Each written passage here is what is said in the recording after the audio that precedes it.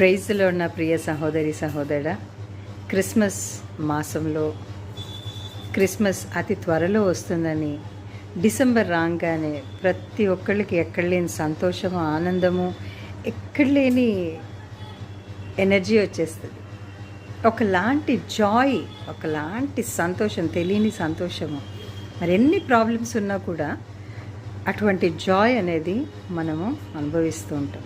ఎందుకంటే ఆయన పుట్టాడు అని నమ్ముతున్నాం కనుక. నిజమే, ఆయన పుట్టాడు. ఎందుకొరకు పుట్టాడు?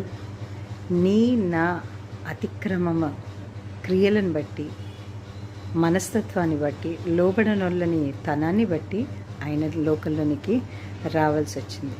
నేను ప్రేమిస్తున్నా, నీకోసం ప్రాణం పెడతా, నీకోసం ఇది చేస్తా, అది చేస్తా అని చాలా వాగ్దానాలు మనుషులు మనతో చేస్తారు, మనం మనుషులతో చేస్తాము, ఆఖరికి దేవుడితో కూడా చేస్తాం వాగ్దానాలు. కానీ ఒకసారి ఆలోచించి చూస్తే ఒక్క వాగ్దానాన్ని కూడా నిలబెట్టుకోలేదు. అందుకని దేవుడు ఏమన్నాడు? యెషయా 49:15లో,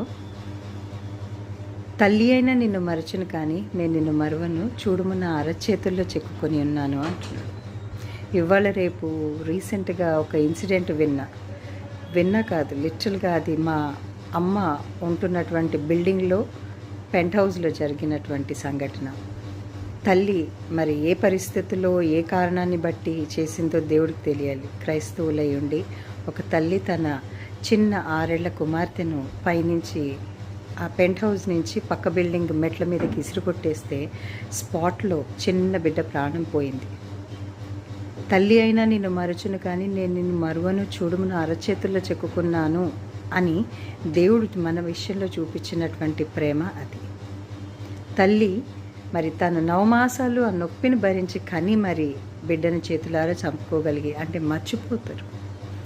తల్లి అన్న విషయాన్ని మర్చిపోయి మరి భయంకరమైనటువంటి పరిస్థితుల్లో ఇవాళ రేపు లోకంలో ఎన్నో జరుగుతున్నాయి. ప్రేమ చల్లారిపోయినటువంటి పరిస్థితి. కానీ నా దేవుడి ప్రేమ మనం చచ్చేంత వరకు ఉంటుంది. ఇశ్రాయేలుని కాపాడువాడు కునుకడు నిద్రపోడు. నువ్వు తల్లి గర్భంలో రూపించబడ్డ రోజు నుంచి నువ్వు మళ్ళీ పెట్టెలో పెట్టబడేంత వరకు కూడా నిన్ను నన్ను కాచి కాపాడుతూనే ఉంటాడు.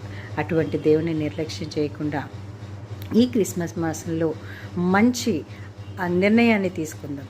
నేను నా శత్రువుని క్షమిస్తాను, ప్రేమను నాలో పెంచుకుంటాను, దయాగుణని, క్షమాపణని నాలో పెంపొందించుకుంటాను, దేవుడికి ఇష్టమైన రీతిగా మారుతానని దేవుడికి వాగ్దానం చేస్తూ ఈ క్రిస్మస్ ఆనందాన్ని మీరు కూడా పంచుకోండి.